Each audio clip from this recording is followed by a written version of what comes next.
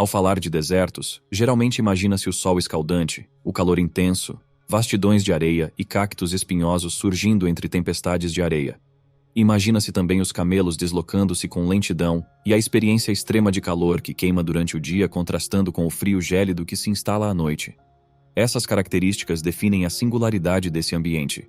Mas você já pensou que pode desfrutar de frutos do mar frescos bem no coração do deserto? Sim, você ouviu direito. Quando a vida de criaturas ou vegetação ainda é difícil, a China criou um milagre, não apenas conseguindo tornar o deserto verde, mas também criando um mar no coração do deserto para criar frutos do mar com rendimentos extremamente altos, o que surpreende o mundo. No vídeo de hoje, exploraremos com você como a China realizou esse milagre. Mas antes de começarmos, deixa eu te apresentar o fone AlphaPod Pro. Muito leve e confortável, ele possui graves profundos e agudos nítidos graças à sua tecnologia Turbo Bass. Com ele você pode escutar 7 horas de música sem precisar recarregá-lo, e é totalmente à prova d'água. Ele também funciona como um power bank para carregar seu celular. Esse fone, sem dúvidas, é a melhor opção para quem procura uma experiência de áudio premium. Peça já o seu na loja Cloud Importados, usando o nosso cupom Realidade10 e ganhe um super desconto. O link está na descrição.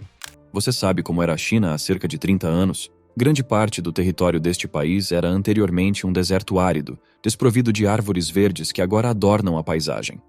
Imagine uma extensão de terra abrangendo dezenas de milhares de hectares, marcada apenas pela presença do sol, do vento e da areia.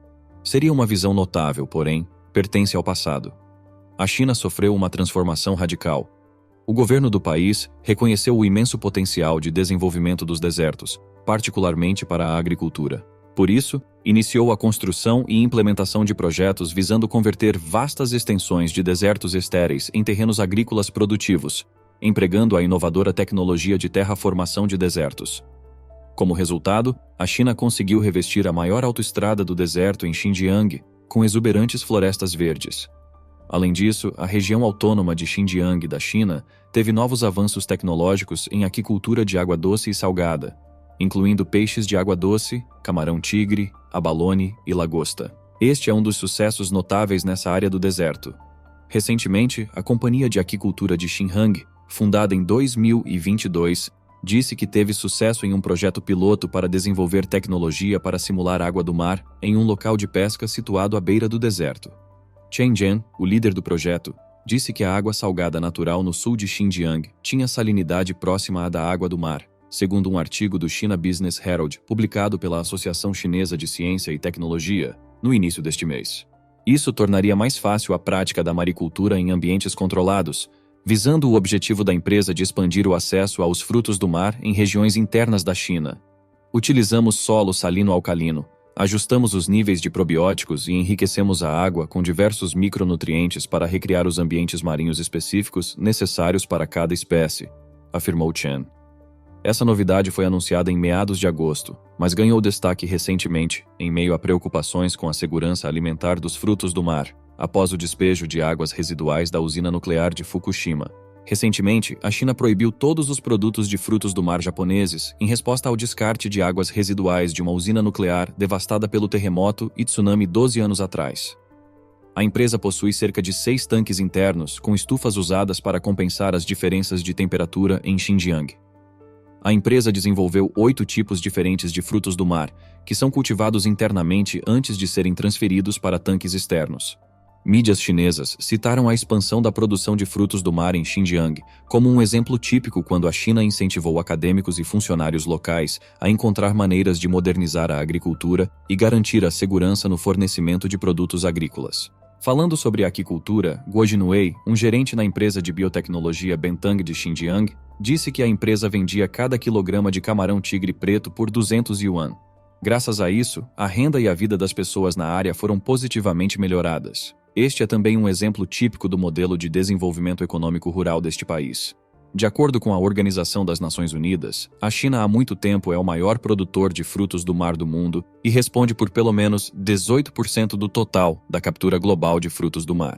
Pequim enfatiza cada vez mais a importância da segurança alimentar, visando ser mais independente na produção agrícola, no contexto de um mercado global de alimentos instável, afetado por tensões geopolíticas, mudanças climáticas e guerra.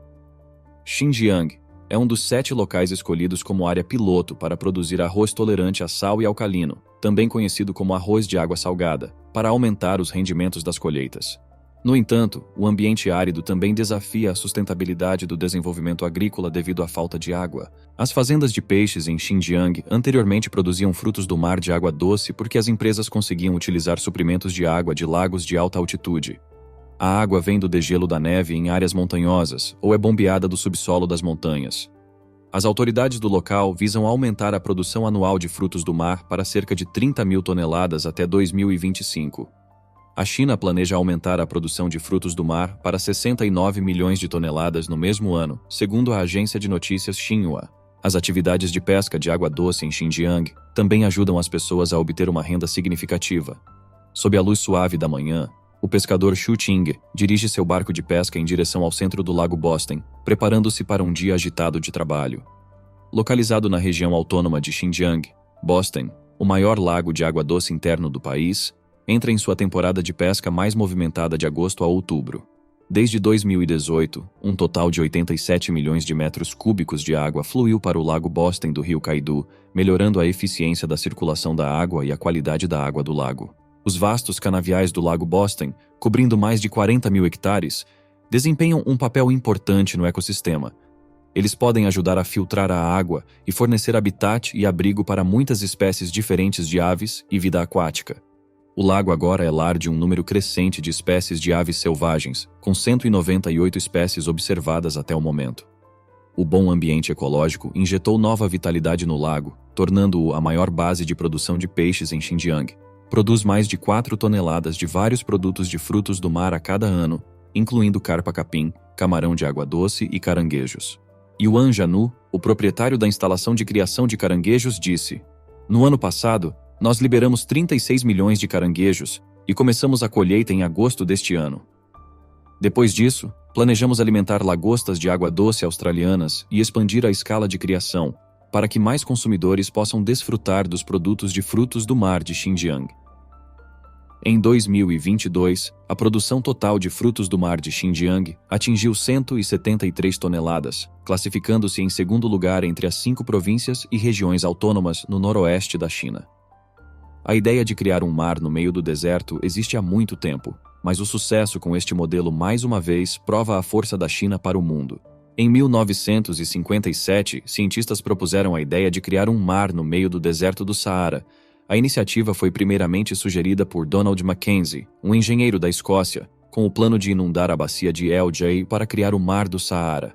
Mackenzie imaginou um canal de 644 quilômetros, estendendo-se do Marrocos até a bacia, para estabelecer um mar interno com a extensão territorial da Irlanda, cobrindo uma área de 96.560 km². Da mesma forma, o capitão François-Élie Ruder, servindo o exército francês e inspirado pelo sucesso do Canal de Suez, propôs nos anos 1870 a construção de um canal de 193 quilômetros para ligar o mar Mediterrâneo ao lago salgado Chott El Djerid, no sul da Tunísia, visando a inundação de 4.828 km² de deserto. Ferdinand de Lesseps, diplomata francês renomado por liderar a construção do Canal de Suez, apoiou a ideia. Naquela época, o custo estimado para a implementação era aproximadamente 25 milhões de francos, ou 4,2 milhões de dólares. O projeto tinha o objetivo de abrir novas rotas comerciais para a navegação francesa e transformar o norte da África Central em uma região mais úmida e fértil. No entanto, expedições subsequentes revelaram que o terreno não estava abaixo do nível do mar, e o aumento dos custos impediu a realização deste ambicioso projeto. Apesar de não concretizado, o plano serviu de inspiração para Júlio Verne em seu romance A Invasão do Mar, publicado em 1905, onde um terremoto facilita a formação de um mar interior no norte africano. Outra proposta para levar o mar ao deserto do Saara emergiu no Egito. O programa Plowshare foi uma iniciativa da Comissão de Energia Atômica dos Estados Unidos. Os pesquisadores calcularam que seriam necessárias 213 bombas nucleares para serem detonadas para criar um canal que inundaria a depressão de Qattara, 60 metros abaixo do nível do mar. No entanto, vários acordos internacionais proibiram a detonação de bombas nucleares, e o projeto Plowshare terminou em 1977. Mais recentemente, em 2018, uma empresa do Vale do Silício chamada Y Combinator introduziu a ideia de lidar com o aquecimento global inundando a área do deserto de Algodones, na Califórnia. Seu plano era criar milhões de reservatórios de água de 0,4 hectare para cultivar algas, atuando como sumidouros de carbono. No entanto, com um custo de cerca de 50 trilhões de dólares, este projeto ainda não foi promovido. Atualmente, a ameaça da desertificação está ameaçando o mundo. A comunidade internacional há muito reconhece que a desertificação é um problema amplo relacionado a todas as três áreas: economia, sociedade e meio ambiente, de muitos países ao redor do mundo. As Nações Unidas alertaram que o processo de desertificação representa um dos maiores desafios ambientais do nosso tempo. O anúncio mostra que, até 2030, a indústria da moda espera usar 35% mais terra, principalmente para cultivar matérias-primas para a moda de baixo custo. A quantidade de alimentos que perdemos ou desperdiçamos todo ano é equivalente à capacidade de produção de 1,4 bilhão de hectares de terra produtiva. E com o consumo atual, até 2030, precisaremos de um adicional de 3.300.000 hectares de terra para a produção de alimentos, a fim de garantir a segurança alimentar para a população global. No entanto, em um desenvolvimento inverso, o recurso limitado, terra, está sob a ameaça de sério declínio. A cada ano, mais de 12 milhões de hectares de terra são perdidos devido à degradação do solo, desertificação e secas recorrentes. Este é o processo pelo qual a terra outrora fértil é degradada pela seca, desmatamento ou excesso de cultivo, ou pela mudança climática. Durante esse processo, os nutrientes no solo se esgotam de tal forma que o solo não é mais fértil e, eventualmente, se torna seco. Sem intervenção oportuna, eles entrarão no processo de desertificação e gradualmente perderão sua capacidade de produzir. O sucesso crescente da China em tornar desertos verdes e transformá-los em lugares com alto potencial econômico resolveu um problema difícil para o mundo. O que você acha desse sucesso da China? Deixe nos comentários a sua opinião e até o próximo vídeo.